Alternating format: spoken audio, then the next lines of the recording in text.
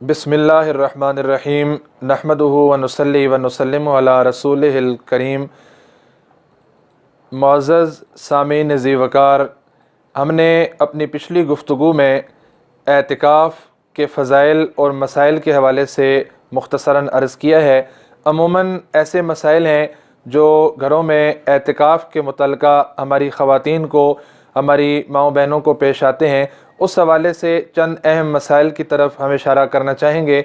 मर्द मस्जिद के अंदर एतिकाफ़ करेगा और औरत अपने घर में मस्जिद बैत में, यानी घर का वो कमरा जिसे नमाज के लिए मुख्तस और मखसूस किया गया है, या अगर कोई कमरा ऐसा मुख्तस नहीं है तो वो जगह जिसे एतिकाफ़ के लिए मखसूस कर लिया गया है उसके अंदर एतिकाफ़ करेगी। अगर कमरा कोई भी नॉर्मल कमरा अपने लिए मुख्तस कर लेती है, ये दुरुस्त है, लेकिन कमरा छोटे साइज़ का होना चाहिए जिसके अंदर यकसुई इंसान को मुहैया हो, ताकि इबादत का, यकसुई का और एतिकाफ़ की बरकतों का पूरी तरह हुसूल हो सके।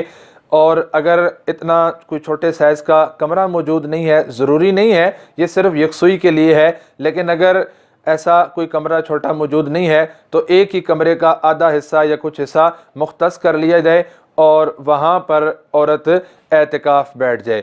अब औरत के लिए ज़रूरी ये है, चूँकि ये फ़र्ज़ और वाजिब नहीं है, तो इसलिए एतिकाफ़ बैठने के लिए औरत के लिए ये बात भी ज़रूरी है कि वो अपने शोहर से, अपने खामन से इजाज़त ले ले। अगर खामद ने एक मरतबा इजाज़त दे दी तो फिर उसे मना करने का हक़ नहीं होगा। इसी तरह हर तरह की नापाकी से पाक होना ज़रूरी है। माहवारी के अय्याम हो तो उस दौरान औरत के लिए एतिकाफ़ बैठना दुरुस्त नहीं है। अगर अपने माहवारी के अय्याम को आगे करने के लिए कोई दवा इस्तेमाल करना चाहते हैं तो शरई तौर पर उसकी इजाज़त है, लेकिन उसके लिए मालिज से, माहिर तबीब से या डॉक्टर से मशवरा करना ज़रूरी है।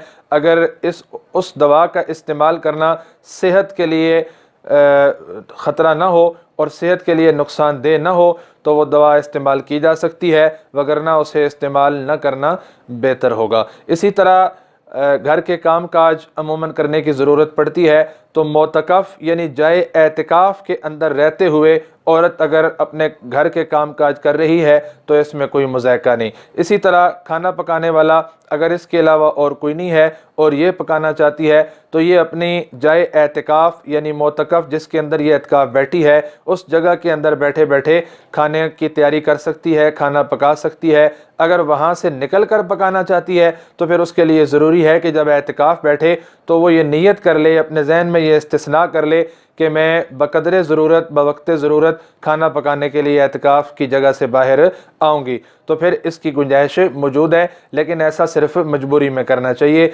इसी तरह बाज़ औक़ात ऐसा होता है कि औरत महज हाथ मुंह साबुन से धोने के लिए अपनी एतिकाफ़ वाली जगह से बाहर निकलती है, तो इसमें इस चीज़ का ख्याल कर लें कि अगर औरत वज़ू की नीयत से बाहर निकलती है, ज़िक्र अज़कार के लिए, इबादत के लिए वज़ू करना है, नमाज के लिए वज़ू करना है, वज़ू की नीयत से, वज़ू के इरादे से बाहर निकलती है, साबुन साथ या वहाँ पर मौजूद है और वहाँ से साबुन से हाथ मुँह भी धो लेती है, तो इससे एतिकाफ़ पे असर नहीं पड़ेगा। लेकिन सिर्फ साबुन से मुँह हाथ धोने की नीयत से अगर औरत एतिकाफ़ की जगह से बाहर निकलेगी तो फिर उसका एतिकाफ़ फासिद हो जाएगा। औरत जो एतिकाफ़ के अंदर बैठी है उसे इस बात की इजाज़त नहीं है कि वो जाए एतिकाफ़ से निकल के बाहर आए और बाकी घर वालों के साथ दस्तरखान पे सहरी या इफ्तारी करे। अगर ऐसा किया तो रोज़ा फासिद हो, तो एतिकाफ़ फासिद हो जाएगा, टूट जाएगा। लेकिन अगर बाकी घर वाले आकर मोतकफ़ यानी जाए एतिकाफ़ के अंदर